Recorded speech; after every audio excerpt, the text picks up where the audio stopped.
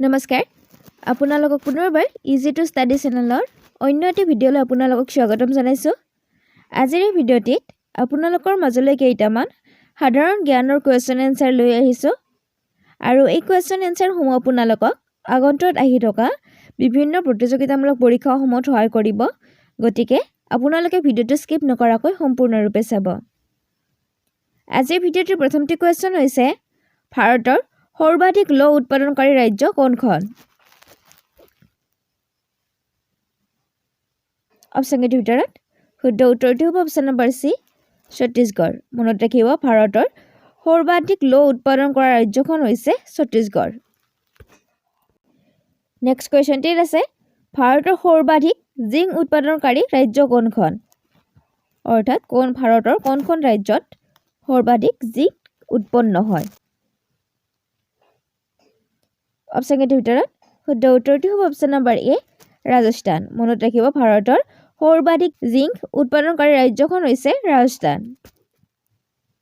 Next কুৱেশ্যনটিত আছে ভাৰতত প্ৰথমে বিদ্যুৎ যোগান ক'ৰ পৰা আৰম্ভ হৈছিল?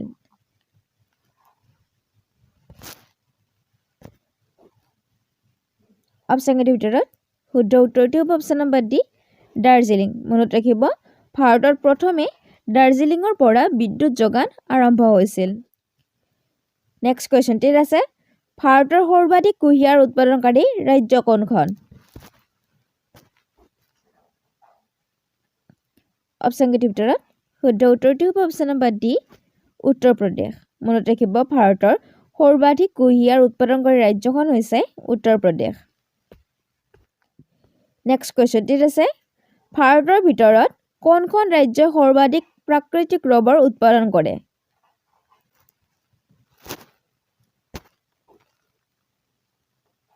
অপশ্যনকেইটিৰ ভিতৰত শুদ্ধ উত্তৰটো হ'ব অপশ্যন নম্বৰ চি, কেৰেলা। মনত ৰাখিব, ভাৰতৰ কেৰেলা ৰাজ্যখনে সৰ্বাধিক প্ৰাকৃতিক ৰবৰ উৎপাদন কৰে।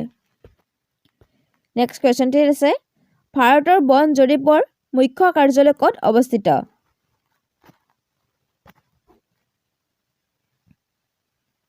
অপশ্যনকেইটিৰ ভিতৰত শুদ্ধ উত্তৰটো হ'ব অপশ্যন নম্বৰ বি, ডেৰাডুন। মনত ৰাখিব, ডেৰাডুনত বন জৰীপৰ মুখ্য কাৰ্যালয় অৱস্থিত। নেক্সট কুৱেশ্যনটিত আছে ভাৰতৰ বন জৰীপ কেতিয়া প্ৰতিষ্ঠা হৈছিল?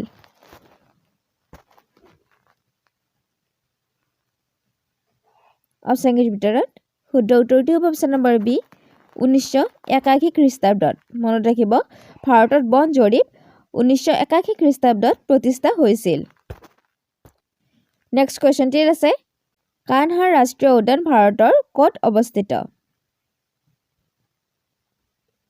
অপশ্যনকেইটিৰ ভিতৰত শুদ্ধ উত্তৰটো হ'ব অপশ্যন নম্বৰ ডি, মধ্যপ্ৰদেশ। মনত ৰাখিব, কানহা ৰাষ্ট্ৰীয় উদ্যান মধ্যপ্ৰদেশত অৱস্থিত।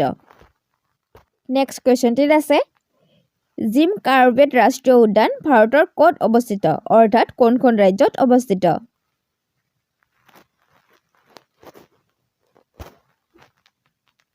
অপশ্যনকেইটিৰ ভিতৰত শুদ্ধ উত্তৰটো হ'ব option number C, Uttarakhand. Next কুৱেশ্যনটিত আছে ভাৰতৰ মৰাপাটৰ প্ৰধান উৎপাদনকাৰী ৰাজ্য কোনখন? অৰ্থাৎ ভাৰতৰ কোনখন ৰাজ্যত মৰাপাট সৰ্বাধিক উৎপাদন হয়?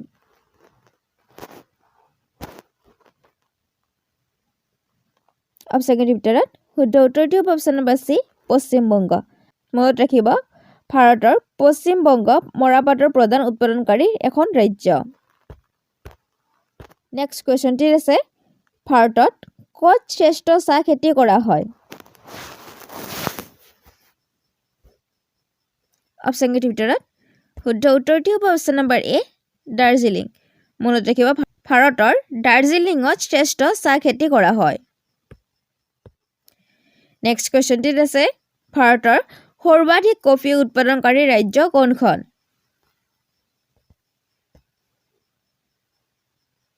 অপশ্যনকেইটিৰ ভিতৰত শুদ্ধ উত্তৰটো হ'ব অপশ্যন নম্বৰ এ, কৰ্ণাটক। মনত ৰাখিব, ভাৰতৰ সৰ্বাধিক কফি উৎপাদনকাৰী ৰাজ্যখন হৈছে কৰ্ণাটক। নেক্সট কুৱেশ্যনটিলৈ আগবঢ়াৰ আগতে আপোনালোকে যদি এইখিনিলৈকে ভিডিঅ'টো চাইছে আৰু ভিডিঅ'টো চাই ভাল পাইছে তেন্তে ভিডিঅ'টোৰ এটা লাইক কমেণ্ট কৰাৰ লগতে ভিডিঅ'টো শ্বেয়াৰ কৰি দিব নেক্সট কোৱেশ্চনটি আছে গুলবৰ্গা এই কেইখন ৰাজ্যৰ ভিতৰত কোনখন ৰাজ্যত অৱস্থিত অৰ্থাৎ গুলবৰ্গা কোনখন ৰাজ্যত অৱস্থিত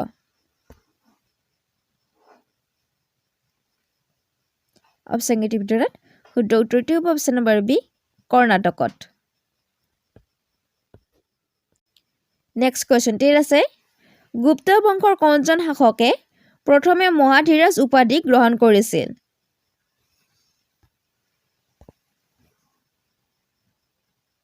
অপচন কেইটিৰ ভিতৰত শুদ্ধ উত্তৰটো হ'ব অপচন নম্বৰ চি প্ৰথম চন্দ্ৰগুপ্ত মনত ৰাখিব প্ৰথম চন্দ্ৰগুপ্তই মহাধীৰাজ উপাধি গ্ৰহণ কৰিছিল নেক্সট কোৱেশ্চনটি আছে ৰাষ্ট্ৰকূট সাম্ৰাজ্যৰ প্ৰতিষ্ঠাপক কোন আছিল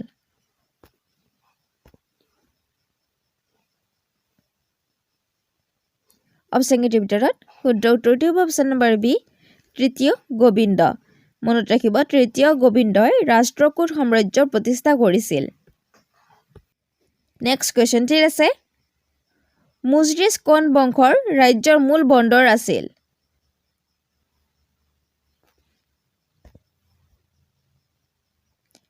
অপচন কেইটিৰ ভিতৰত শুদ্ধ উত্তৰটো হ'ব অপচন নম্বৰ এ শ্বেৰ বংশৰ মনত ৰাখিব মুজৰিজ শ্বেৰ বংশৰ ৰাজ্যৰ মূল বন্দৰ আছিল নেক্সট কোৱেশ্চনটি আছে গুপ্ত মুদ্ৰাৰ আটাইতকৈ ডাঙৰ স্তূপটো ক'ত পোৱা গৈছিল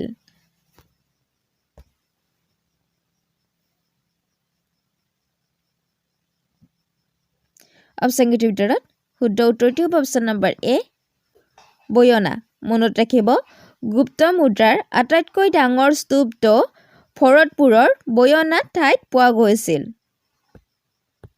নেক্সট কোৱেশ্চনটি আছে সাতবাহন বংশৰ প্ৰতিষ্ঠাপক কোন আছিল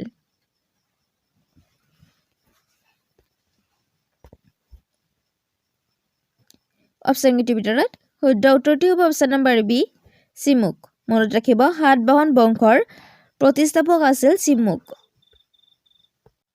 নেক্সট কোৱেশ্চনটি আছে ঋগবেদত কোনখন নদীৰ আটাইতকৈ পবিত্ৰ বুলি গণ্য কৰা হৈছে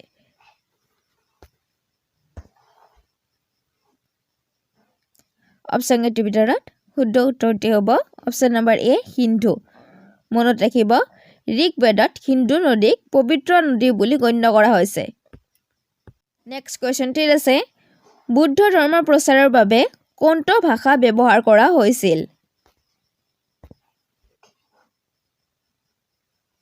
অপচন কেইটিৰ ভিতৰত শুদ্ধ উত্তৰটো হ'ব অপচন নম্বৰ চি পালি ভাষা মনত ৰাখিব বুদ্ধ ধৰ্মৰ প্ৰচাৰৰ বাবে পালি ভাষা ব্যৱহাৰ কৰা হৈছিল নেক্সট কোৱেশ্চনটি আছে তলৰ কোনটোত বুদ্ধই শিক্ষাৰ বৰ্ণনা কৰিছে